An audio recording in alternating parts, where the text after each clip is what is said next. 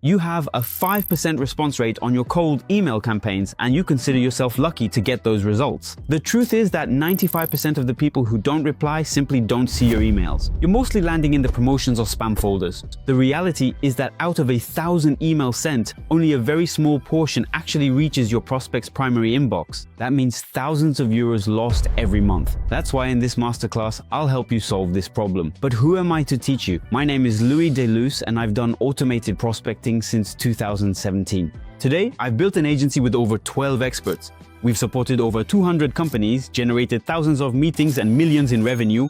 And to guarantee maximum response rates, we've created an in-house deliverability lab within our agency.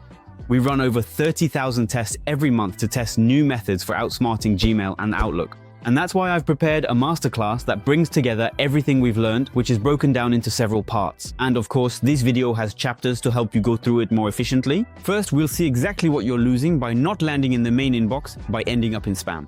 Then we'll see the 6 steps to never ever land in spam again. We'll talk about infrastructure, warm-up, data quality, copywriting, campaign setup, and you'll discover the 2 fundamental principles that allow you to trick Gmail and Outlook and all the other ESPs so they place you directly in the inbox.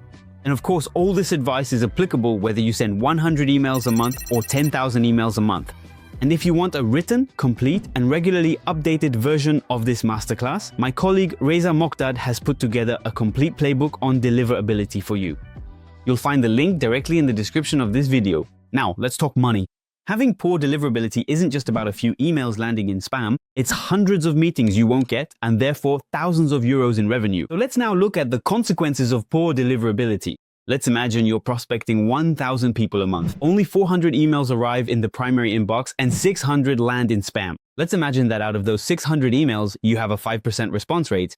That means you have 30 replies that you will never receive. From those 30 replies, let's imagine you get 3 qualified meetings, so a 10% meeting rate from the number of replies, and you have a closing rate of 30%.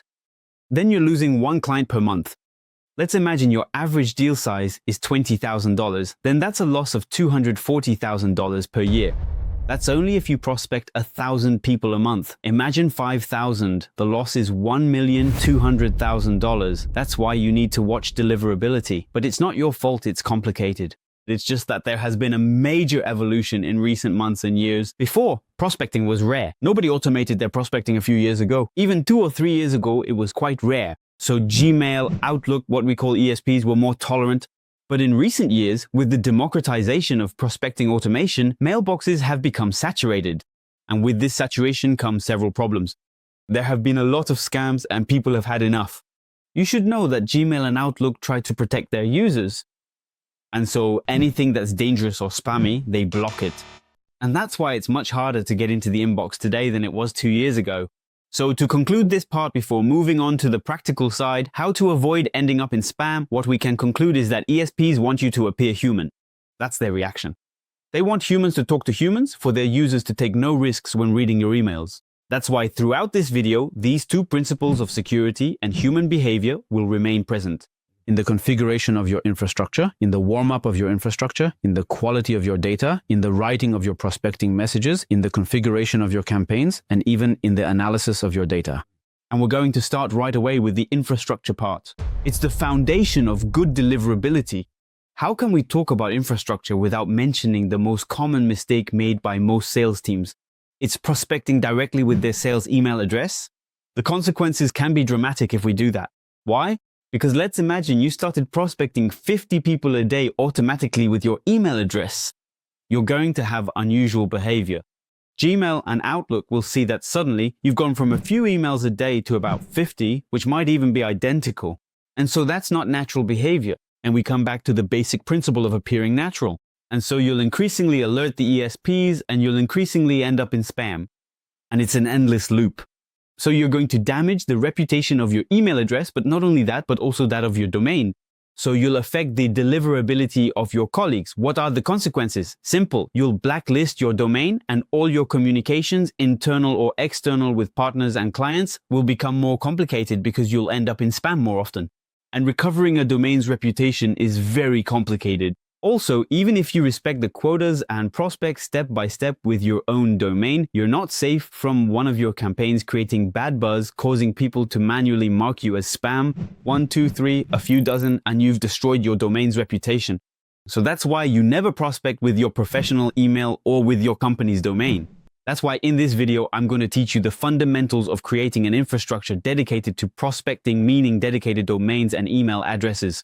But now, how do we know the size of the infrastructure we need to create? For that, we're going to do a little math and we're going to tackle the problem backwards. How many more deals do I want per month? How many new clients do I want to acquire through prospecting? Let's imagine we have a closing rate of 30%. So I need about 3 appointments per month to get 1 new client. Knowing that I want 5 new clients, with a conversion rate of 30%, I do 5 divided by 0.3. So I get the approximate figure of 17 new appointments. Now, to get 17 appointments, I'm going to assume a conversion rate of 1% from the number of people I reach to the number of appointments. So if I prospect 100 people, I get 1 appointment. So to get 17 appointments, I need to prospect 1,700 people. And if I send 4 emails per person, I'm going to prospect with the different follow-ups to get the maximum number of responses. So that's 6,800 emails I'm going to send per month.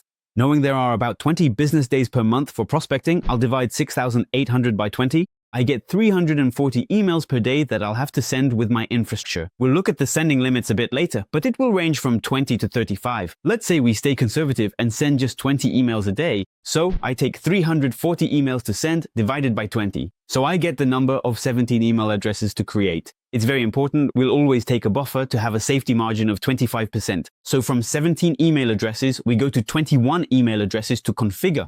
Why should you always have this margin?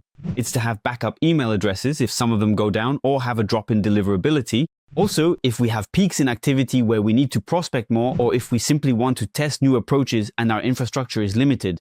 For the distribution by domain, we'll put 3 to 5 email addresses per domain, always with the aim of appearing human. And so for that, the ESPs must not detect that a single domain is sending way too many emails. So for 21 email addresses, we're going to need between 5 and 7 domains. In our example, let's use 7 domains to always stay within the safest possible limits. So to conclude, to prospect our 1,700 people, we'll need 21 email addresses and 7 domains. Now, to configure this infrastructure, you have 2 choices, either a shared IP or a dedicated IP. Indeed, Gmail, Outlook, and all ESPs monitor the IPs from which the email addresses originate. Essentially, your reputation is based on your domain's reputation, but also on your IP's reputation. If I give you an example, there are shared IPs, those of Google Workspace, Microsoft 365, or even SMTPs on a shared IP.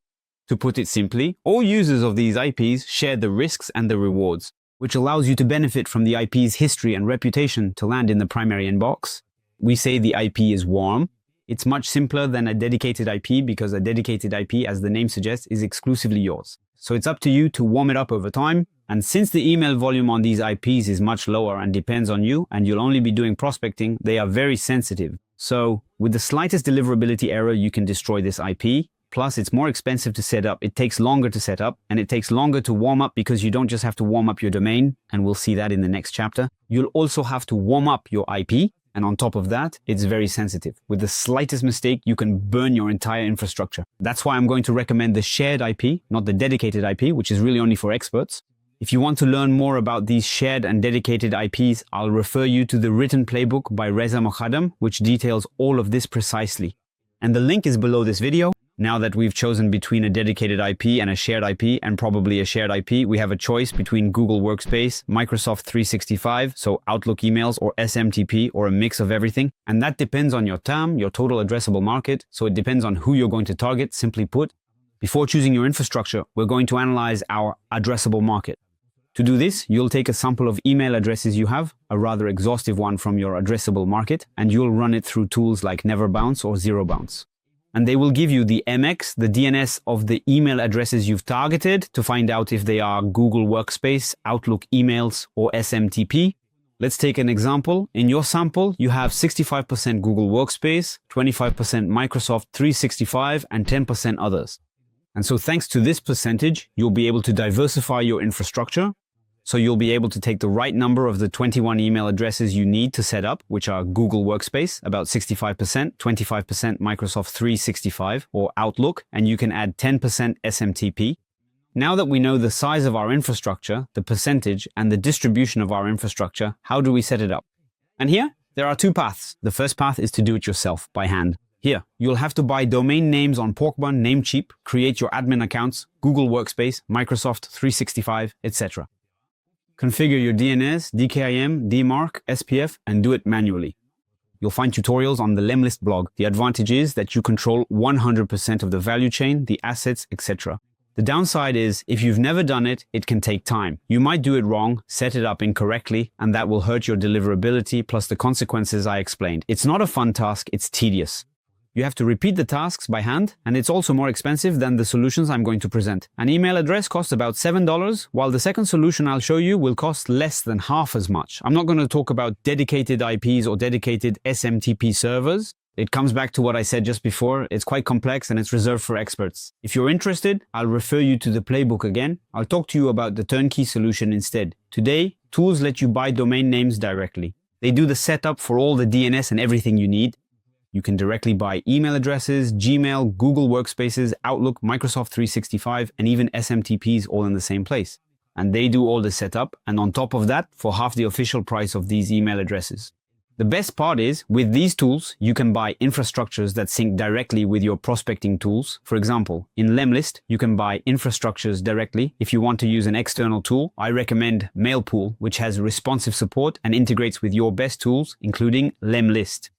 And you can buy SMTP, Microsoft, and Google Workspace. So instead of spending days and days on setup without knowing if you're doing the right thing, go through these resellers. It will be very good for a start. And then you'll be able to diversify your infrastructures with different providers, your own infrastructures, and so on. That's what we do at the agency, but it's a much more complex level. And if you trust these providers, you'll already have a very high level of deliverability. So now you have your infrastructures, you've bought your email addresses, you have your domains, you've put them on your prospecting tool. But the problem is that these domains are brand new, these email addresses are brand new, and Google Workspace, Microsoft Office, Gmail, Outlook, and all the other ESPs don't know them. They don't trust them. Their reputation isn't negative, it's zero. And that's why in the next part, we're going to talk about warm-up and how to gain the trust of the ESPs. To imagine the problem of prospecting without a warm-up, imagine you're going to apply for a bank loan. You have zero history, and then suddenly you're going to ask for €1 million. Well, the bank will tell you, who are you? I'm not even going to look at your file. I'm going to reject it. Well, it's a bit the same here. Your email won't even land in the main inbox. It will land in spam. If Gmail and Outlook don't know you, they don't trust you. And here we come back to our basic principles and that of security. You have to earn the trust of these ESPs, Gmail and Outlook, to be able to show up in the main inbox. That's why we're going to do a warm-up phase, but while respecting this second principle of appearing human. So little by little, we're going to earn the trust of Gmail and Outlook by sending emails to other emails that we control from a pool of emails that will reply to us and open our emails.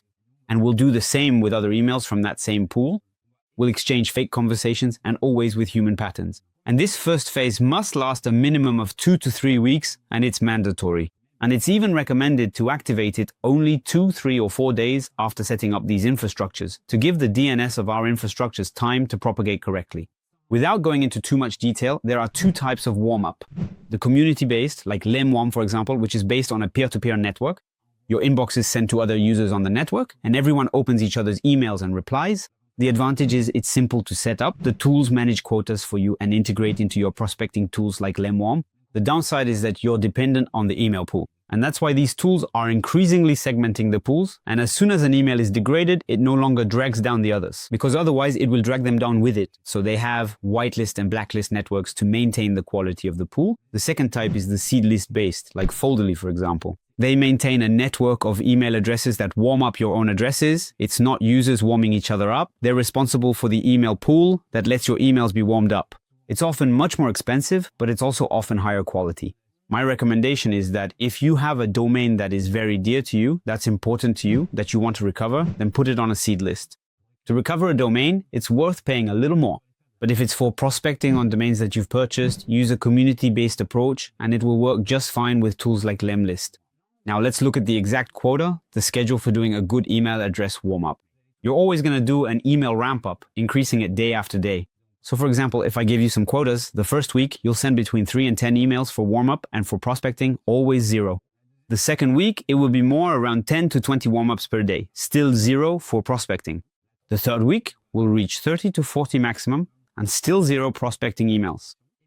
And the 4th week, we'll start prospecting, but we're going to vary the content. The total number of emails sent should not vary. You should always appear human, so there shouldn't be any peaks in activity. So we're going to decrease the warm-up a bit. We'll be between 25 and 35 emails per day for warm-up in the 4th week with 5 prospecting emails. So we're still at a quota of between 30 and 40 per day. The 5th week, we get to 20 to 30 emails for warm-up with 10 prospecting emails, for example. The 6th week, 15 to 25 warm-up emails and 15 prospecting emails.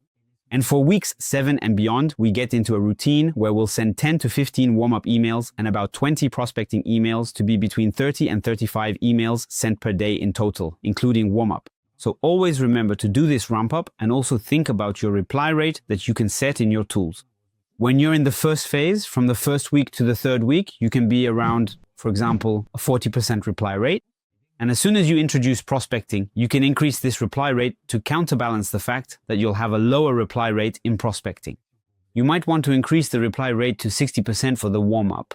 That way, you'll always stay around a 40% reply rate if we counterbalance with the prospecting emails that receive far fewer replies. Always with the goal of appearing human without any peaks in activity. A few other tips: never stop your warm-up. Keep it active.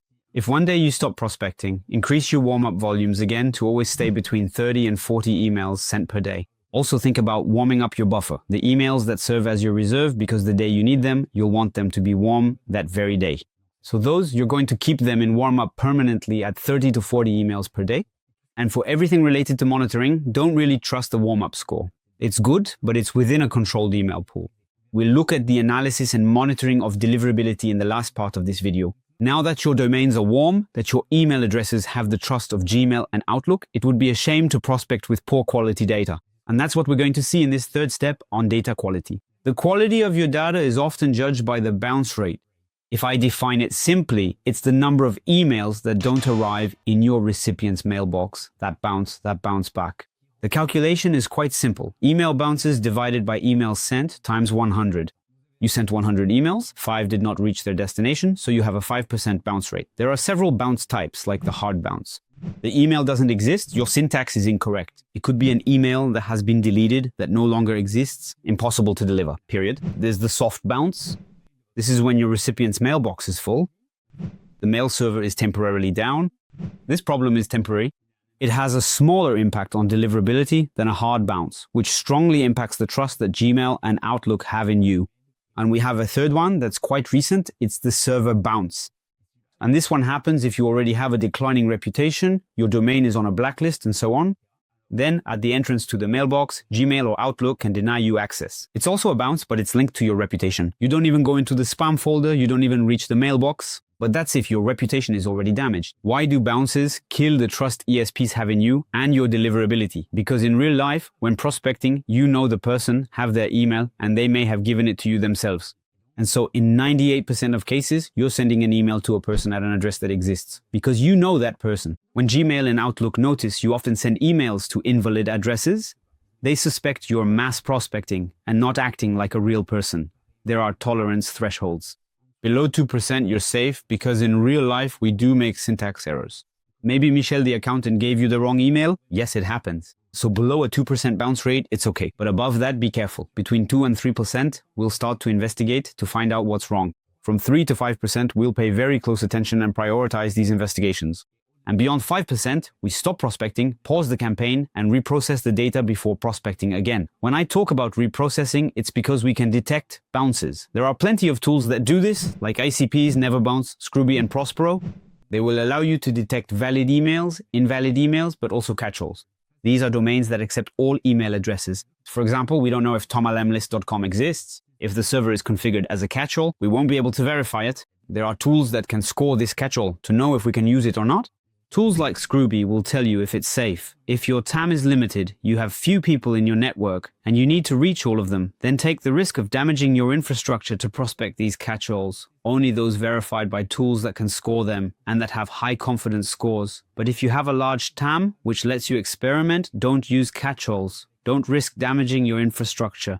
Now, I'm going to give you a few little tips. Remember not to reprospect people who have unsubscribed from your lists, people who have asked not to be contacted, but above all, keep a history of all your bounces. Create a list of all these bounces. Often the tools do it for you so you don't reprospect email addresses that don't work. And one last tip, if you have a database that's a bit dated, re-verify all your email addresses or even re-enrich all the people you have in that database. Because data evolves, positions change. It's always good to refresh these databases and especially not to use an outdated database. I always recommend doing fresh scraping at the source. Go back to the source, do a new extraction every 3 to 6 months because people change jobs, whether it's internally in the same company or at other companies. And so you won't have the right email anymore. And maybe that person is no longer in your targeting because they've changed careers. That's how you keep good data quality. Once you have quality data, you need to create a strong message, but most importantly, one that doesn't alert ESPs, since prospecting messages are a big reason for landing in spam. We'll look at that together now. There are 3 fundamentals to prevent your prospecting messages from ending up in spam. The first is weight. An email should be light because it's expensive for Gmail and Outlook servers to store if your emails are too heavy.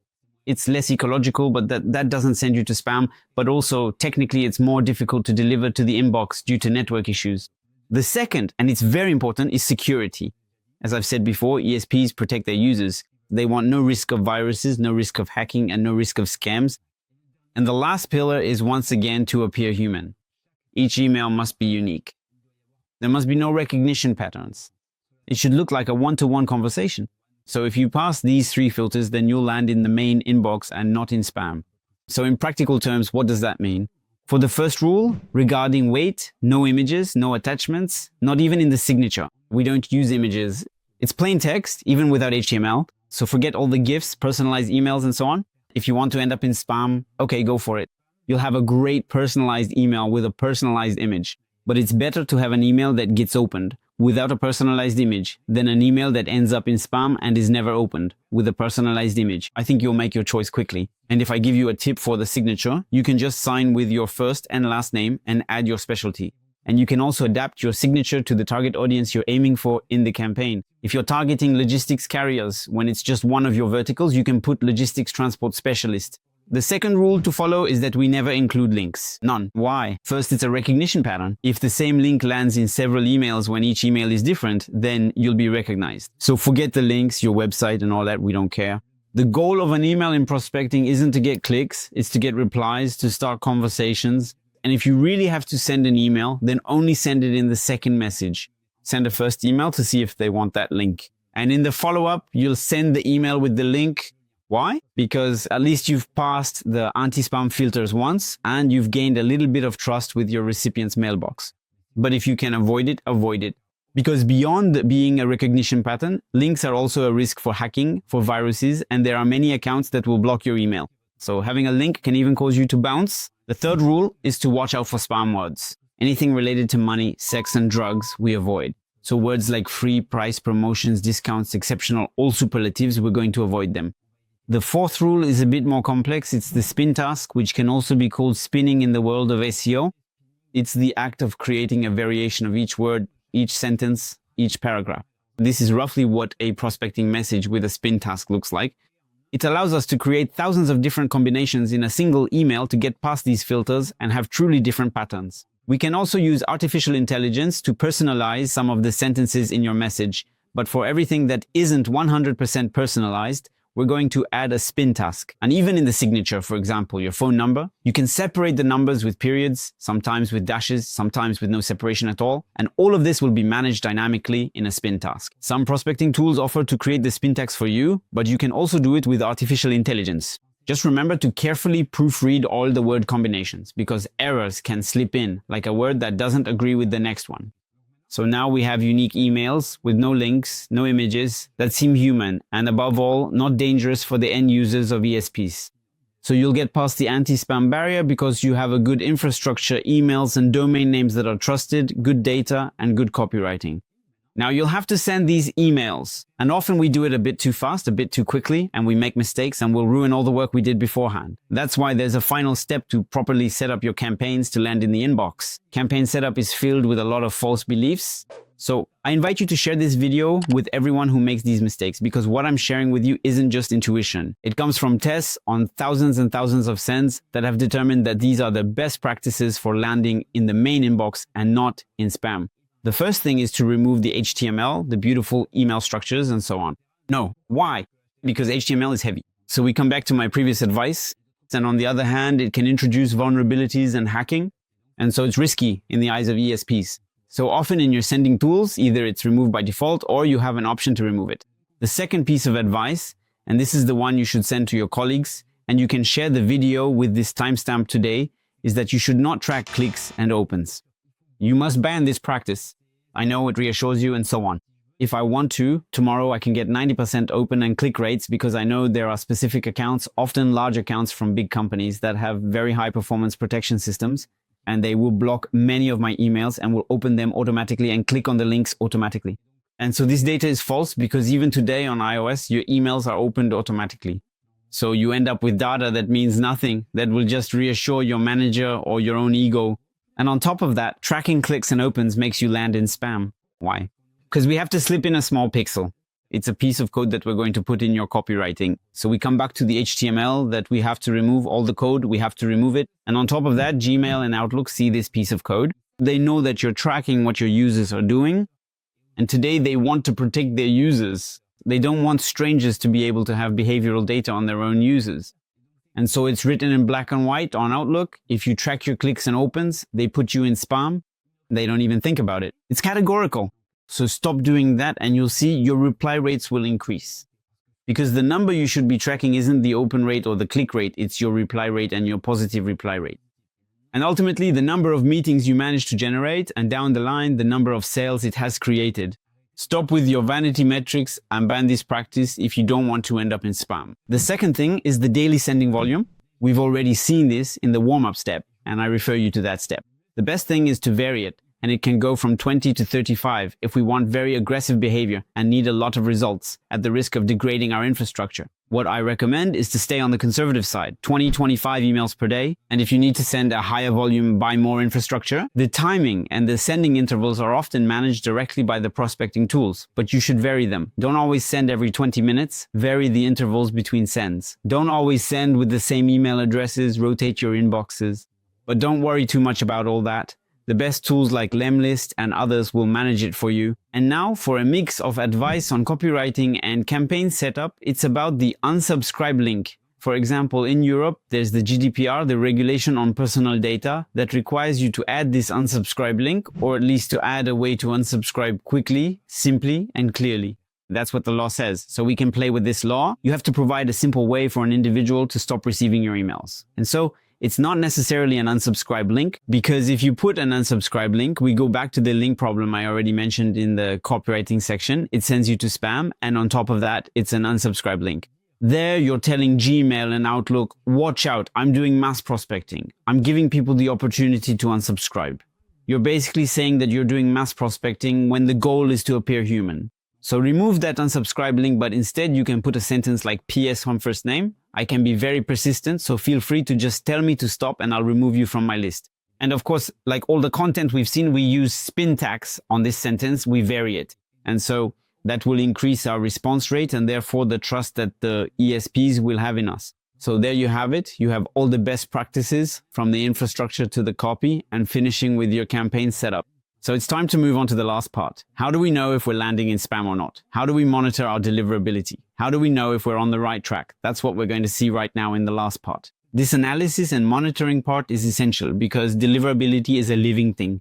You're going to be a victim of the whims and algorithms of ESPs, of Gmail and Outlook, which update their rules every 3 months, every 6 months. So that's why even if you follow all the best practices, you have to monitor these infrastructures. There are 3 levels of monitoring. The daily, every day, we're going to look at the bounce rate. We can set up automatic alerts and the volume sent. We'll also check every day if there have been any email address disconnections so we can reconnect them. Because if an email address gets disconnected, there's no more warm-up, no more sending volume. And so when we start again, it will create big spikes and therefore a recognizable pattern for Gmail and Outlook. Next, every week, we'll look at our response rate. Does it vary from one week to the next? Of course, it's not an indicator in itself if there's a big drop in responses during Christmas or during holidays. Also, if you've completely changed your approach or your target, then it's normal to have variations in response. But for the same target with the same message over an equivalent period, if you have a big drop in response of more than 20%, then it's probably related to your deliverability. And then there are the analyses that we'll do every 2 weeks or at each launch of a new campaign. We'll look at the warm-up score and we'll see right after the difference with the inbox placement score. The warm-up score is what the tool gives you to warm up your email addresses from 0 to 100. If it's above 90, you're in a good place, you're safe. And then there's the inbox placement. It's the real-world reality. It's not a score based on a pool of emails that's in your favor.